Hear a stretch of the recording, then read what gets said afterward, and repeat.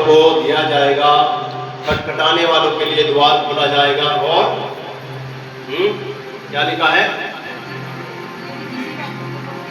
लिखा है मांगोगे तो तुम्हें दिया जाएगा, ढूंढोगे तो पाओगे, और खटखटाओगे तो तुम्हारे लिए खोला जाएगा। हालेलुया। और जब हम पढ़ते हैं प्रभु के वचन में तो पाते हैं प्रभु का वचन एक बात सिखाता है कि जब तुम मांगोगे तो तुम्हें दिया जाएगा, यानी कि आप उससे मांगिए, आप उसे ढूंढो तो उसे पाओगे, आप उसको खटखटाओगे इसके द्वार को तो वो खोलेगा। हालेलुया।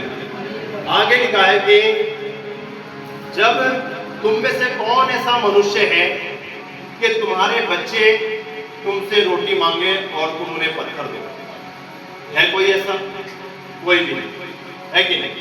हम सब अपने बच्चों को जब वो रोटी मांगते हैं हम उन्हें देते हैं, वरन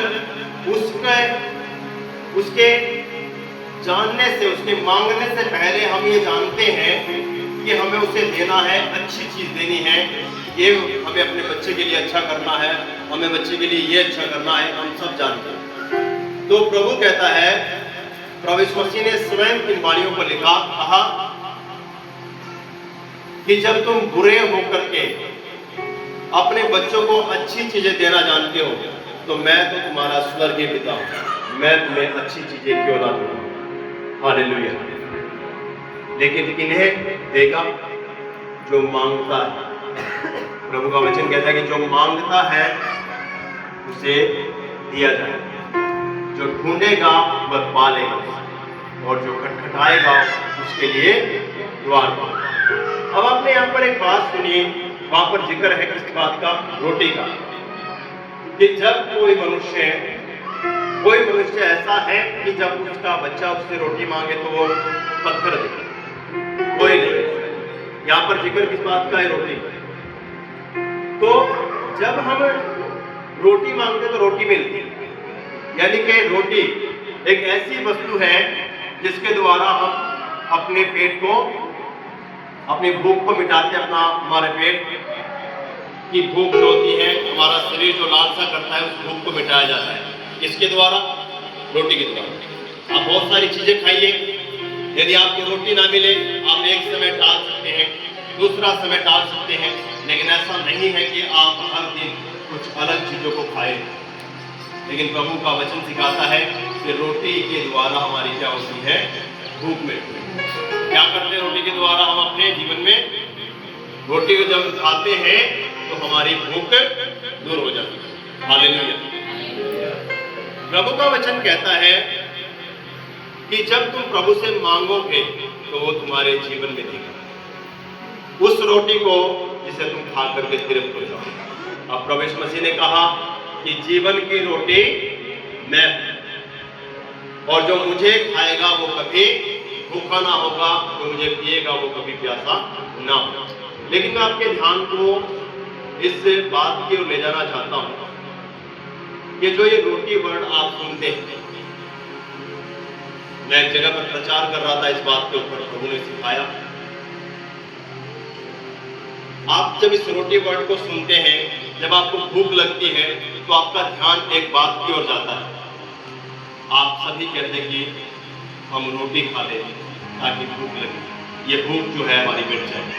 लेकिन जब हम इस रोटी वर्ड के ऊपर मनन करते हैं तो इसका बहुत गहरा अर्थ है बाइबल में। जब हम उत्पत्ति में वचन को पढ़ते हैं 3 अध्याय और उसके 18 और 19वें वचन को पढ़ते हैं, वचन कहता है कि परमेश्वर ने मनुष्य को कहा कि अब तू अपने पसीने की, अपनी मेहनत और अपने पसीने के बहाने के द्वारा तू पैदा करेगा अनाज, और उसके द्वारा तू रोटी खाएगा, अपने पेट को भरेगा। हालेलुया। क्या कहा? कि अब तू अपनी मेहनत के द्वारा रोटी खाएगा, अपने पेट को भरेगा। हालेलुया। परमेश्वर ने जब सृष्टि को बनाया, आदम हवा को बनाया, तो उन्हें एक अच्छी जगह में रखा, अदन की वाटिका में, जहां पर हर प्रकार के पेड़ पौधों को प्रभु ने लगाया था। लेकिन उन्होंने परमेश्वर की आज्ञा को तोड़ा, पाप किया, गलती की, उनके ऊपर श्राप आ गया। प्रभु ने कहा कि अब तुम अपनी मेहनत के द्वारा, अपनी कमाई के द्वारा तुम क्या करोगे? रोटी खाओगे। हालेलुया। पहली बार बाइबल में हम इस वर्ड को सुनते हैं। कौन से वर्ड को? रोटी सब्जी। अब आपके पास भी तो ये कहीं ना कहीं से आया ना। आपको आपके माँ बाप ने बताया, माँ बाप को भी किसी ने बताया, उनके माँ बाप ने बताया, फिर उनको बताया। ऐसे ही सृष्टि की जब उत्पत्ति हुई थी तो परमेश्वर ने इस बात को सामने रखा था कि तू अपने पेट को जब भरेगा इस रोटी के द्वारा, अपनी मेहनत के द्वारा। लेकिन मैं आपके ध्यान को एक बात की ओर ले जाना चाहता हूँ, और वो बात ये है कि जब करोड़ों साल पहले, जिसकी हमारे पास एक सही गिनती नहीं है, सदियों पहले जब परमेश्वर ने सृष्टि को, मनुष्य को बनाया था, उस समय इस वर्ड को हमने सुना, रोटी। यानी कि आप हिंदी में बोलते हैं रोटी, इंग्लिश में ब्रेड बोलते हैं, और अलग अलग भाषाओं में बहुत अलग अलग प्रक्रिया, अलग अलग तरीके से लोग रोटी को संबोधित करते होंगे। लेकिन एक बात सत्य है कि पेट में जब हमारे लालसा होती है, हमें हमारे शरीर में भूख महसूस होती है, तो हम उस भूख को मिटाने के लिए एक चीज का इस्तेमाल करते हैं, जिसे हम क्या कहते हैं? रोटी कहते हैं, है कि नहीं?